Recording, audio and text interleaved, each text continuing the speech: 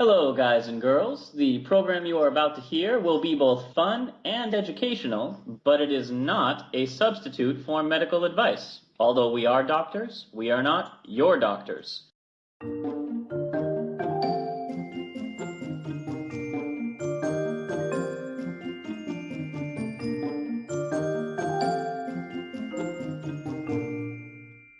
Hello, and welcome to Travel Medicine. As always, I'm your friendly neighborhood internal medicine doc, Dr. J.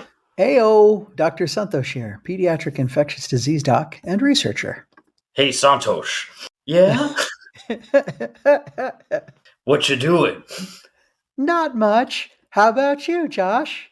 I was thinking we'd go to the beach and beach off. Oh, you go ahead and beat yourself off. Bye.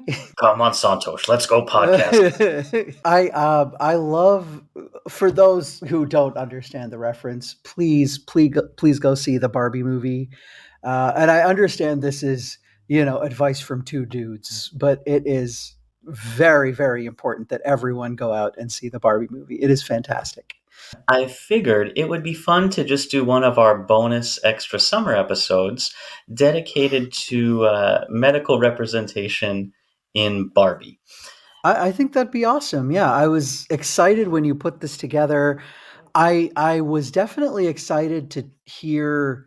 Well, there's one very medically explicit thing, explicitly medical thing at the very, very end of Barbie movie.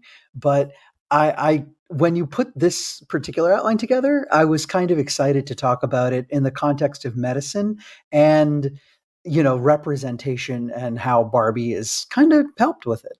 And light spoilers Sure. over the course of this episode. So one of the major points made early on in the movie when Barbie tries to introduce herself to a girl she thought was playing with her Mhm. was that Barbie does not reflect real women. Now, before we get into any body dysmorphia or things like that, let's just scale up. And if you have a standard 11 and a half inch tall Barbie doll, given an adult height of, say, 5 feet 9 inches, Not she would, unreasonable. Yeah. she would then have a proportional waist circumference of about 18 inches.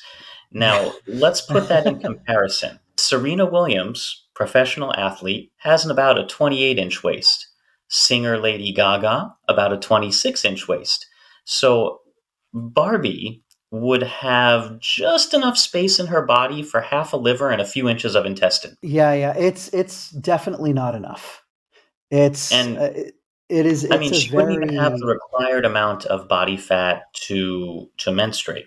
Let's look at some of the rest of her proportions. Contrary to what her shining hair, her clear skin, her bright eyes may suggest, she's basically dying. Aside from the complete lack of intestinal things, which I guess is good in a world where you can't eat and there's no sanitation provided, she has a neck 6 inches longer than the average woman, which means she would be completely incapable of lifting her head. unless she'd actually have to work out the muscles in her neck in order to have the strength, just the normal strength to look around. And I have to look it up, Josh, but I believe there's a tribe that has a practice of actually stretching out the necks like that for women Yes, but using they also use long rings around their necks to to continue support. to support that Right, because weight. if you take the rings out, then that's it. The person could die just from their neck flopping over. I guess Barbie would have to have the vertebrate strength of a giraffe, which would mean elevated blood pressure as well, also not terribly healthy. Her To pump the legs, blood up to the brain. Yeah, exactly. mhm. Her legs, those nice long legs, 50% longer than her arms rather than a typical human's 20% longer. Hmm. Did you ever think about that? How much longer your legs are than your arms? It's there are within kind of normal proportions where we have the ability to move about the world in most contexts, and a typical measure that we use, just super easy without any rulers, is your middle finger, usually, which is your longest finger on your hand, should be symmetrically long, and it should reach, when you're standing up, about mid thigh, and that's usually the proportion that's fits most people. So if you're not sure, go ahead, check, give yourself the finger. Yeah. Yeah. Now, supporting all of that extra leg on 6-inch ankles and a size 3 foot again runs into weight distribution problems, and she'd have to crawl on all fours to support even her unattainable minuscule weight. Yeah, there's not a lot of room here for actual toned muscle that can help her move about. So, the only way to realistically look like Barbie is not extensive plastic surgery, but having a condition like muscular dystrophy, which would then lead to progressive weakening of your muscles, wasting away, and you'd have to be carried almost everywhere. There is one person who has taken this idea to its completion. I believe she's on TikTok, Amber Guzman, the living doll, who has kind of that doll like face again, which you get from losing some of the fat pads as this muscular dystrophy continues to not eat away, but she continues to atrophy extensively in her muscles. So Right. that's what a real life Barbie would look like. Yeah, and it's not okay. It's not healthy. Let's get into some of the things covered in the movie or the different Barbies they've released over the years because you got to see a lot of discontinued Barbies in that film. One of my favorites, Yeah. aside of course from Dr. Barbie and Alan, was Sugar Daddy Ken, where they're like, "I'm sorry, what?" And he's like, "No, no, no, this is Sugar. I'm her daddy." And I'm I'm like, her daddy, and he holds up a little dog.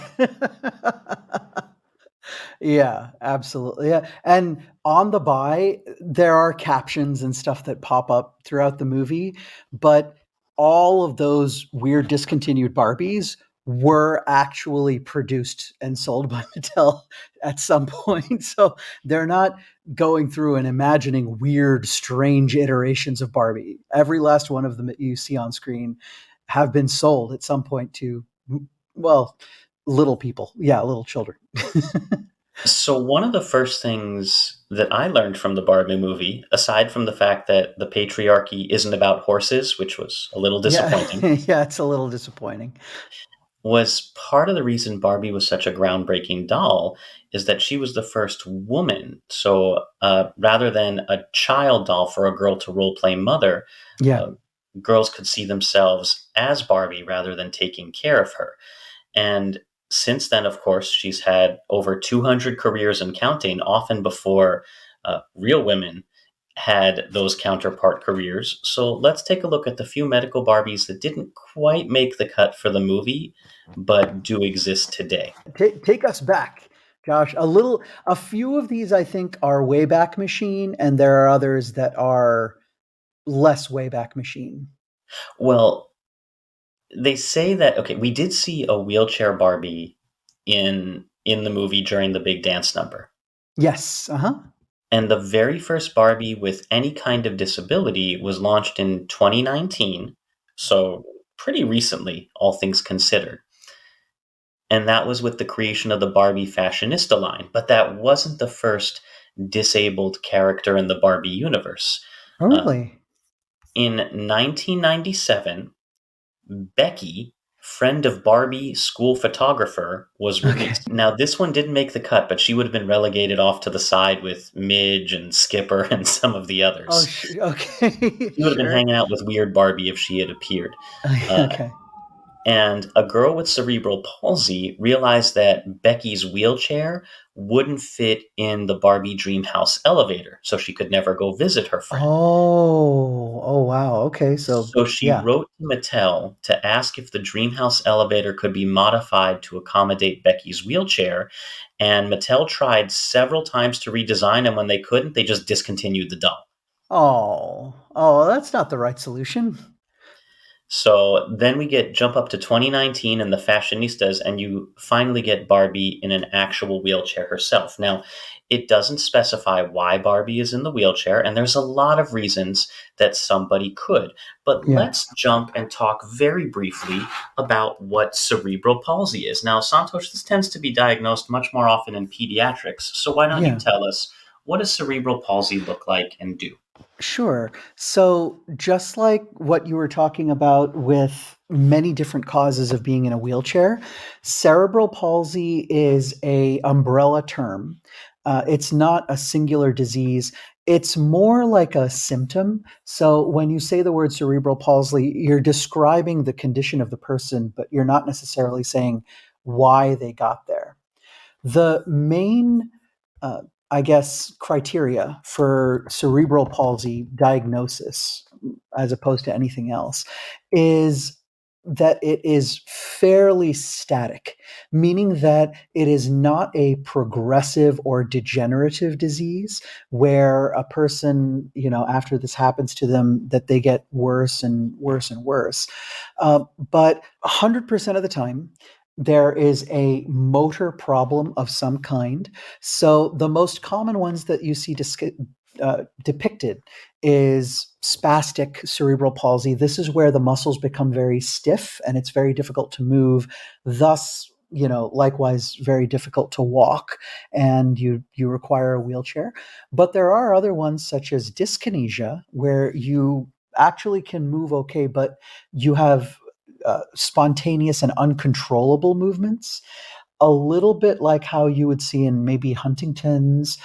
There is ataxic cerebral palsy, which is when you have an effect from the cerebellum, so that you're not spastic necessarily, you're not tight, but you have trouble with coordination, including balance. So,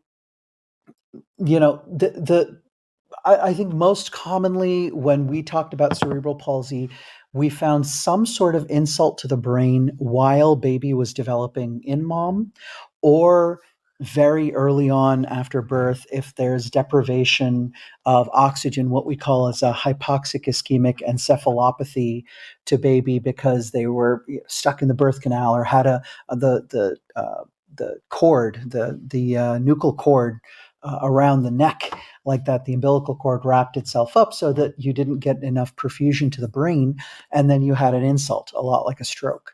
So resulting from that then is this static disease of cerebral palsy, which, if you wanted to say just a big umbrella, is a static motor disability having to do with some problem in the brain. And that's why it's actually a really good disease to describe in a doll-like world, because under that movement disorder umbrella, as you said, you're going to have either floppiness or stiffness of the Mhm. limbs and trunk, so the kind of doll-like movements of the arms where you can't really position on your own, unusual postures, difficulty walking with weak arms or legs, which we've already described would be a Barbie in real life. Yep. Mhm. And most of the management, there's no cure, but there are a lot of treatments to help address some of the stiffness and spasticity. Now, most children born with some form of cerebral palsy disorder can expect to live anywhere between 30 to 70 years on average. I know that's a pretty big range, but those with the longest life expectancies usually have more mobility or better access to medical care and adaptive equipment. Yeah, just because it's static, untreated, doesn't mean that you can't do something about it. And thankfully, we have made a lot of strides in physical therapy, exercise therapy, and the kind of expected quality of life for a lot of folks with cerebral palsy is getting better and better, as long as they're able to get access to some of these services early. So we actually, Josh, I believe there are celebrities, comedians with cerebral palsy. And cerebral palsy is one of the most common disabilities you'll see, for instance, in the Paralympics. You can still have an Olympic Barbie, and now the Barbie dream house, or at least the fashionista wheelchair Barbie, comes with her own ramp, so she can make the dream house ADA compliant. Yay, that's Americans with Disabilities Act here in the US. But good thing that still no digestive systems in Barbie land, Yeah. That's true. which is There's weird, 'cause she can get a bagel, but there's no water in the shower, there's no milk in the yes. thing, And the but a and the bagel yeah. pops out of the toaster, and what do they do with them? It really bothered me. Well, For, like, a significant portion, like, where does the food go? you have to do the Muppet miming thing, the mum, mum, mum, mum, mum, like that bit. I guess. But then all the crumbs are falling somewhere, and I didn't see a street sweeper and sanitation Barbie. So, That's true. We do not. We'd love to see that actually. so let's move on to the next disability, and this one is for both Barbie and Ken, and that's vitiligo Barbie. Now, Oh, yeah. this one's really interesting because for the vitiligo doll in particular, Mattel worked with a dermatologist to ensure the condition was accurately represented. Now, vitiligo is a pretty common autoimmune disorder. It affects up to 1% of people worldwide. And in those who have it, cells that produce melanin or melanocytes, which is that brown pigment that you get when you're kind of tan, or if you're darker skinned, if those cells stop functioning or die due to an autoimmune response where the body attacks itself, you start seeing patches of paler skin appearing very sporadically around your face. Probably one of the most famous people to be described with vitiligo, at least from our generation, is Michael Jackson. Yes. And people who have seen later Michael Jackson when his skin was very, very fair or pale didn't see him go through the actual transitional portion where he was, a darker skinned boy and a darker skinned young man. But poor guy, amongst all of the other mental health issues he had was, I think, what I would describe as a body dysmorphism. So he actually worked with I think, a dermatology plastic surgeon of some kind to kind of accelerate the vitiligo because you can't replace the pigment, unfortunately. But what you can actually do is get rid of the melanated cells faster so that there's no patches of brown skin next to white skin. So, he was very, very fair or pale, before he passed away towards the end of his career. But yeah, in the middle there, occasionally in photographs and stuff, you can see what it looks like when you see these patches of fair skin next to, in a curvy kind of fashion, next to the brown skin. So let's talk about the three different forms of vitiligo. The most common is non segmental, which can affect both sides of your body in any area, but tends to cluster most in the face, neck, hands, and genital areas. So, as the Barbies don't have genitals, you're really only going to see those patches on the face, neck, and hands. And I believe that's where it appears on Vitiligo Ken as well as Barbie. Yeah. Now, segmental vitiligo tends to develop only on one side of your body. If you were to slice right down the middle, it'll be on the left or right, and again on the face or hands primarily, with the patches appearing smaller in size. Yeah. Now, this is not a contagious disease, it's an autoimmune disease. So you can come into as much physical contact with people who have this as you like, and you're not going to catch anything, and it's not going to pose any risk to you. But it's a really effective, again, way to represent a doll because just like Weird Barbie, if you have a lot of hard playing with a doll, especially a melanated doll, Yeah. some of the dye and plastics may start to scrape off, and your long-term toys may have vitiligo de facto. Yeah, exactly. Plastic form of vitiligo. Although, Josh, in that case, that type of sun and damage, it's not representative of what actually happens on a cellular level. The I think the cool thing is for me, and this is again the fashionistas line. So you can find Ken and Barbie with vitiligo. You do see it more starkly in a person who is naturally a little bit more dark skinned than a person, for instance, who does not have a lot of melanin. Although it can certainly happen in people of all types of ethnicities and ancestries. I personally think, in a lot of contexts, especially the way that they show it there, the patterns that can form from vitiligo can actually be quite striking and beautiful.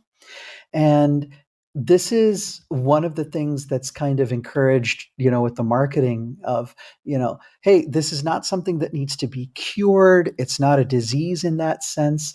It is actually just a quality of the person's skin. And it can be, in and of itself, it can be quite beautiful. So I love that rather than being, separate vitiligo Ken or vitiligo Barbie, it's actually part of the fashionista line.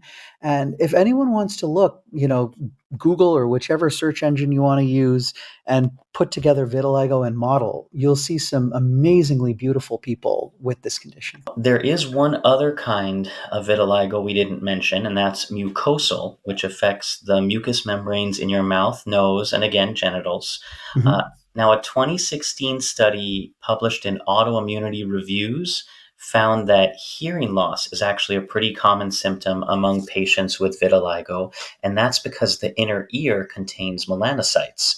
So when those cells are attacked, you can get hearing loss, which brings us to hearing loss Barbie. There is a Barbie who has a hearing aid built in. And again, Oh, don't talk about whether or not she's completely deaf. She certainly doesn't have the hand flexibility to do American Sign Language or any other sign language.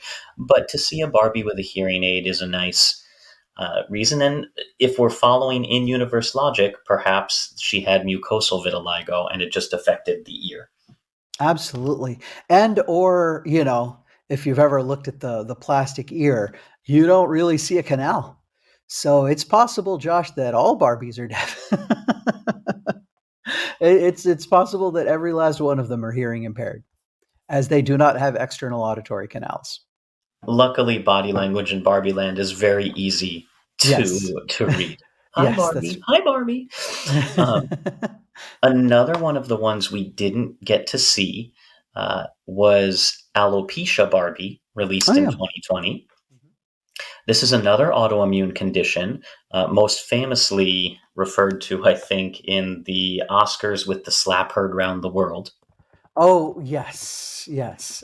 It was for those who don't understand fully the context behind that, because I think I think it's maybe important to actually discuss what was going on, and not that the slap was a good thing, but why Miss Pinkett Smith was actually so, put off by the joke.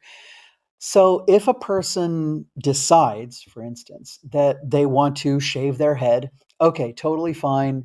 Hey, you've made a style choice. Ha ha ha. What Chris Rock was talking about up there. He said, "Hey, GI Jane," and he was talking about the famous movie where Demi Moore, who is one of the very first, portraying one of the very first women Navy SEAL applicants, in order to get through the program. Actually, just I'm sick and tired of my long hair. She shaved her head, right? Well, Miss Pinkett Smith did shave a little bit, but a lot of it was because she suffered from another autoimmune disease, Josh, right? Where in this case, instead of the autoantibodies or the immune system attacking the pigmented cells, they attack the productive cells of the hair follicles. All right. And so Miss Pinkett Smith, Jada Pinkett Smith, didn't shave her head. She lost her hair and then worked with the dermatologist to kind of smooth everything out and everything so it wasn't patchy and this kind of a thing because the hair can fall out in patches.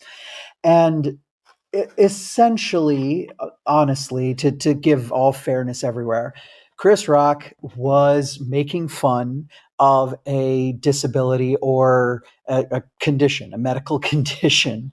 And in this case, it was a person with alopecia, and people got upset.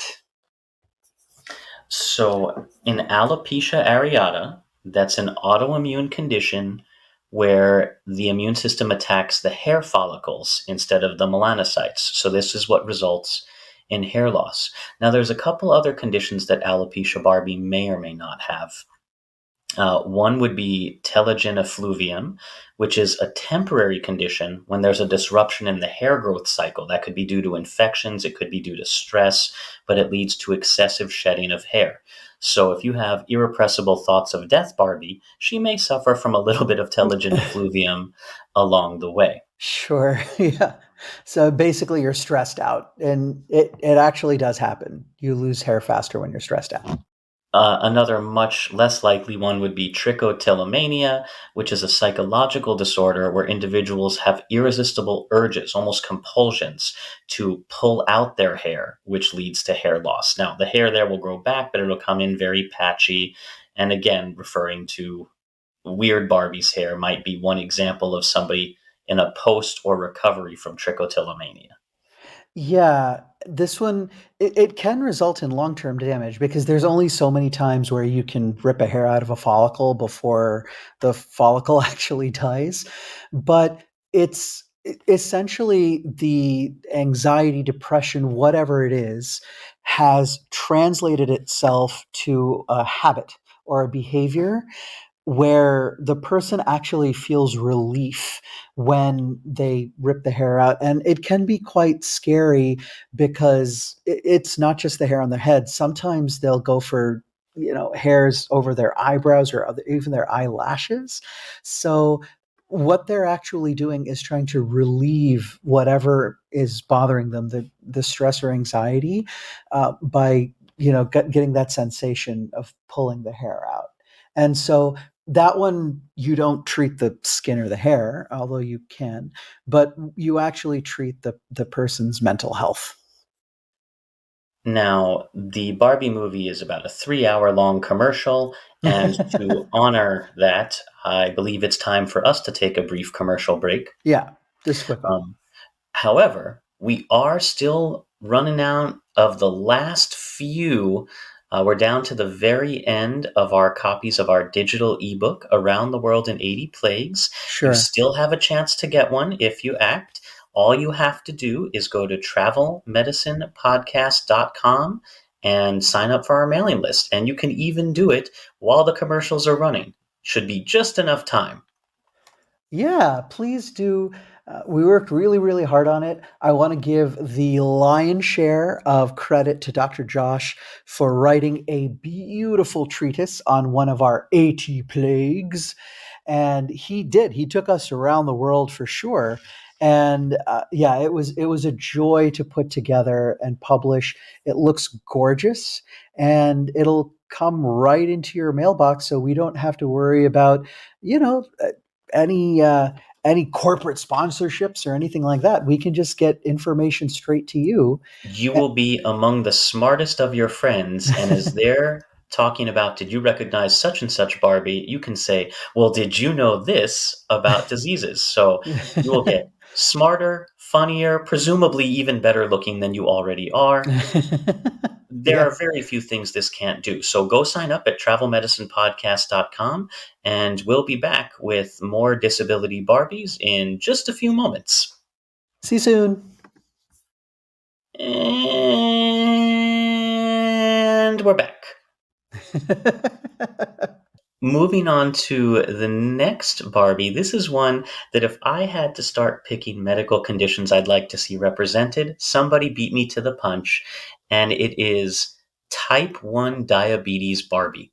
Oh, okay. So a person who has childhood onset immune diabetes. Okay. Now, this one is available, I believe, online only. I don't think that they're going to be commonly seen on shelves, but they also sell it in Glucomart, and I'll include a link. It's toys for diabetic children. That doesn't mean that they can't play with regular toys, but it's toys that allow them to see themselves represented. So, Type 1 diabetes Barbie comes with a miniature insulin pump, which is adorable, a glucose monitor, and other accessories that mimic the devices used by individuals with this disease. So for those of y'all who heard the word insulin pump and thought of, like I do, like a giant bicycle pump, it just goes in. It's not that at all. It's absolutely not. It kind of looks cool. I'm going to date myself just a little bit here, all of you wonderful listeners. But for those of you who owned a cassette Walkman, you might have seen a device that looks a lot like an insulin pump. But yeah, a rectangle about maybe 2 by 4, 3 by 6 centimeters on each side, kind of a thing, and it contains a cartridge of insulin, and then you actually put a little tube, a very thin tube, and then it goes into your subcutaneous fat, usually around your belly, and you clip the pump to your belt buckle, or your belt, just like you would a cassette player, a Walkman, and then you hit play, and it delivers a basal level of insulin. And nowadays, the cool stuff is it can check your glucose and then deliver the bolus of insulin when you need to, and communicate with your phone via Bluetooth. It's really fantastic. Now, I understand why that one didn't make it into the movie because if none of your dolls are eating, Yes. they're Yeah. unlikely to develop Yes. blood sugar regulation issues. Yeah, absolutely. Yeah. Um, Now, the next one is from the Barbie line, but not strictly a Barbie. So I guess would have been stuffed in the treehouse with Midge and Skipper. Sure. And that is scoliosis Barbie. Oh, yes. So, and that child, or Or it's, child, it's I'm sorry, scoliosis Chelsea. Chelsea, because that was So yeah, because it was a little one, right? yeah, so Um, in February, Mattel launched in February of this year, yeah, 2023, Mattel launched Chelsea, as a doll that actually has a curvature of the spine, a sure. detectable one, and a removable back brace.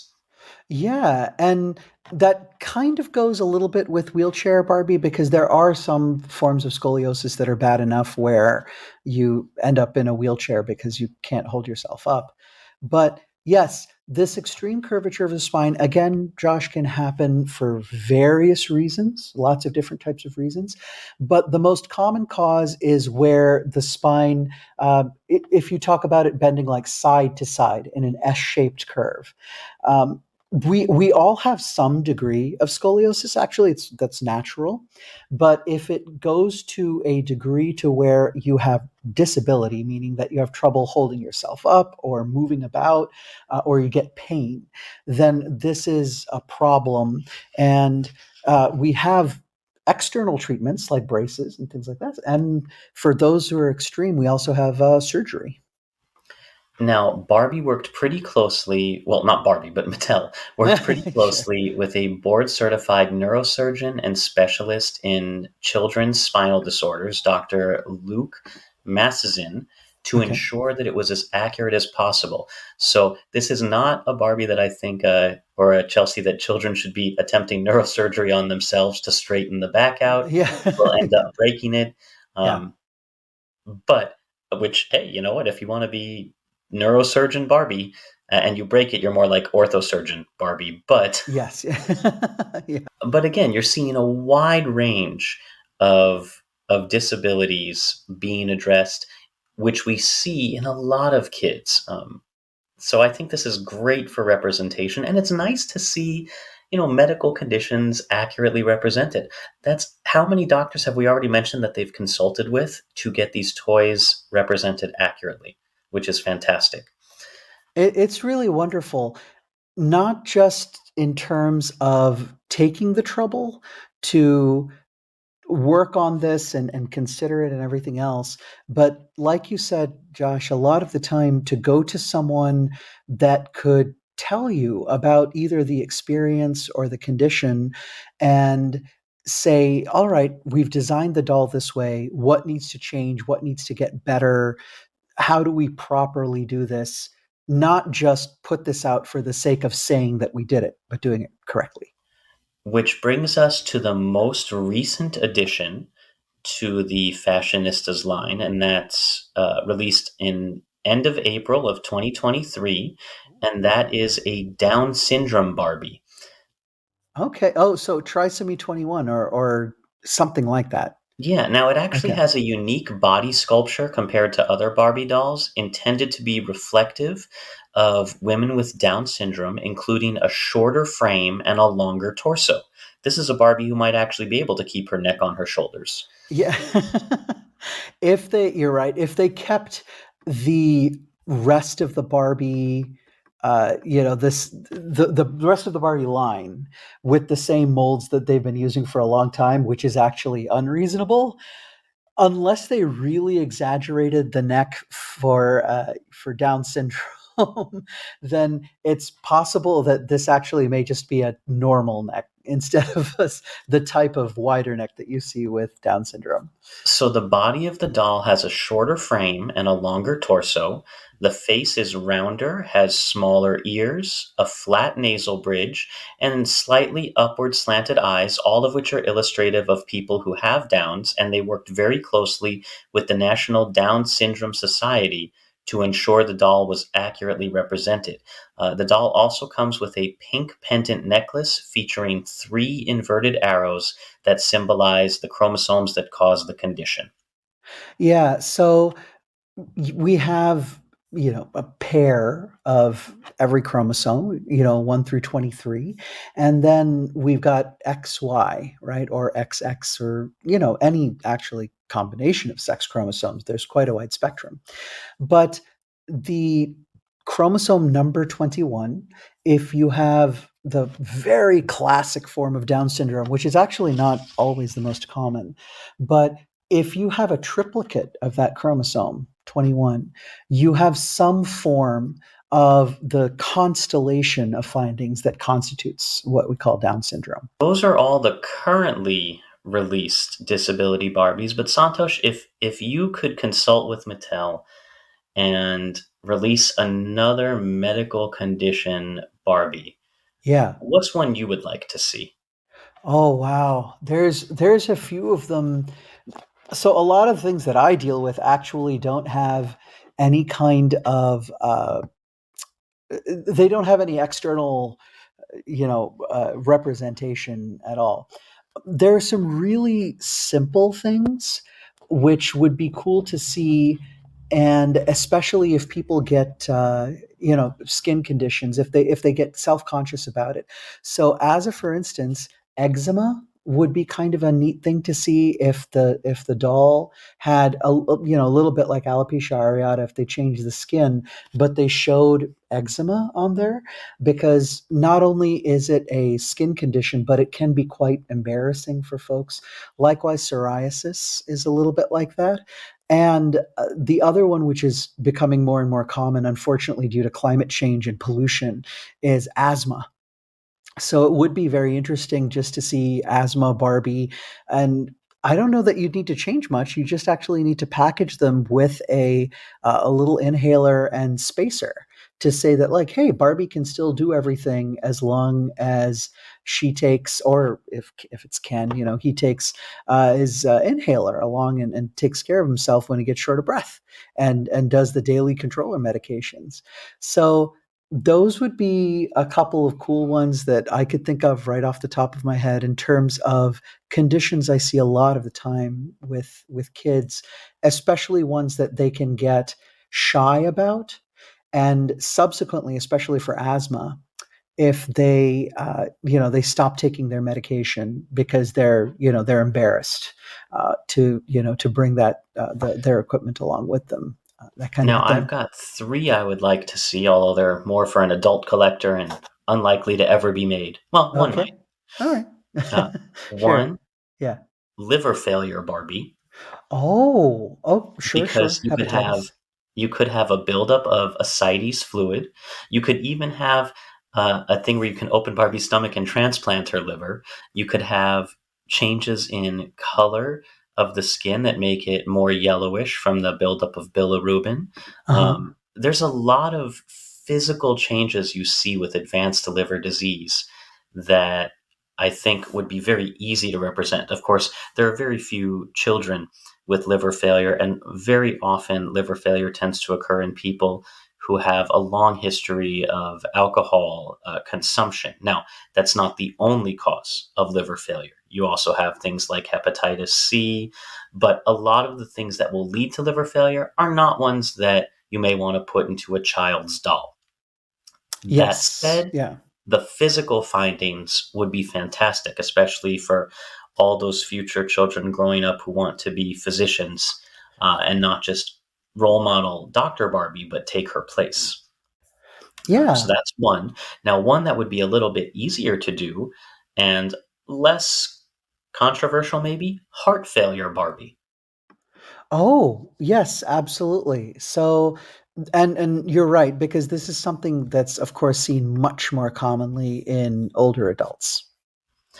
Now, all you'd have to do with that is just make parts of the body a little bit less stiff so you could detect the edema. So you make the legs a little bit squishy, maybe even make the neck a little bit squishy so you can look for that jugular venous distension, the JVD. Sure. Uh-huh. And Yeah. they've already made plenty of dolls that can urinate, and you can give them a little Lasix, a little water pill to help Barbie get all that extra CHF fluid off. Oh, yeah, sure, sure.